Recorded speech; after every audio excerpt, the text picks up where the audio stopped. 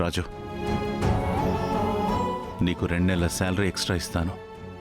వేరే ఎక్కడైనా పని చూసుకో, మా ఇంట్లో వద్దు. సార్, అదేంటి నాన్న, రాజుగారు ఏం తప్పు చేశారని వెళ్ళిపోమంటున్నారు? ఇన్నాళ్ళు నమ్మకంగా పనిచేశారు కదా. ఆ రోజు ఆయన మీద అనవసరంగా దొంగతనం నేరం మోపారు. రాజుగారు ఇక్కడే ఉండి తన నిజాయితీ నిరూపించుకున్నారు. అంత పెద్ద నింద వేసిన మనల్ని చిన్న మాట కూడా అనలేదు. అలాంటి ఆయన్ని వెళ్ళిపోమంటున్నారా?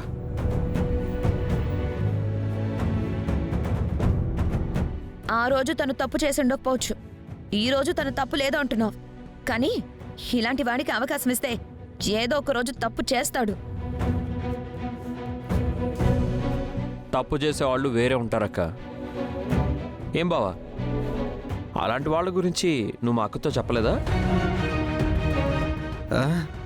అంటే మామయ్య గారు కూడా శాలరీ ఇచ్చి పంపించేయమంటున్నారు కదా బామ్మర్ది. ఆ పనుడి గురించి ఇంత డిస్కషన్ ఎందుకు? పంపించేద్దాం. తప్పు చేసిన వాడికి శిక్ష పడాలని మీరెప్పుడూ అంటూ ఉంటారు.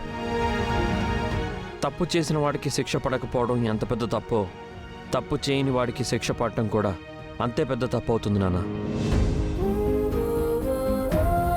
రాజుగారు ఏ తప్పు చేయలేదు. ఆయన చాలా మంచివారు, ఎంతో నిజాయితీ గల వ్యక్తి నాన్న. నీకింట్లో వాళ్ళు తప్ప అంతా మంచి వాళ్ళలాగానే కనిపిస్తారా? దారిన పోయే దరిద్రాలన్నీ తీసుకొచ్చి ఇంట్లో పెడతానంటావు. ఇదేమైనా ధర్మసత్రం అనుకుంటున్నావా?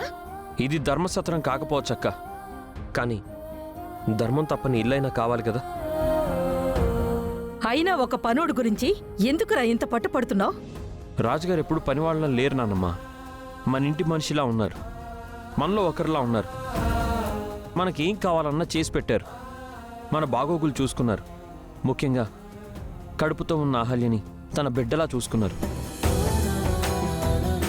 ఇలాంటి మనిషి ఎన్ని డబ్బులు ఇస్తే మాత్రం దొరుకుతారు చెప్పు? ప్లీజ్ నానమ్మ, రాజుగారిని ఇక్కడే ఉండు నీవు. నాన్న ప్లీజ్, ఆయన వెళ్ళొద్దని చెప్పండి. ఒక పనివాడి కోసం ప్లీజ్ ప్లీజ్ ఏంట్రా? ముష్టోడి కోసం ముష్టెత్తుకుంటున్నట్టు. అవంతిక, మనుషుల్ని మనుషుల్లా గౌరవించడం నేర్చుకో. రాజు ముష్టివాడు కాదు, కష్టపడి పనిచేసేవాడు. చూడు రాజు, ఇప్పటికే మా ఇంట్లో చాలా సమస్యలున్నాయి. నీ వల్ల కొత్త సమస్యలు రాకుండా జాగ్రత్తగా పనిచేసుకో. లోపలికి రా. సరే అయ్యా.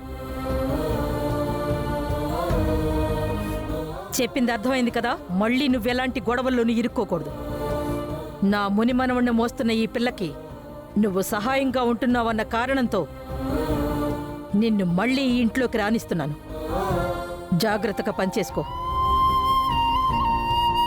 సరేనమ్మా, నా వల్ల ఏ సమస్య రాదు.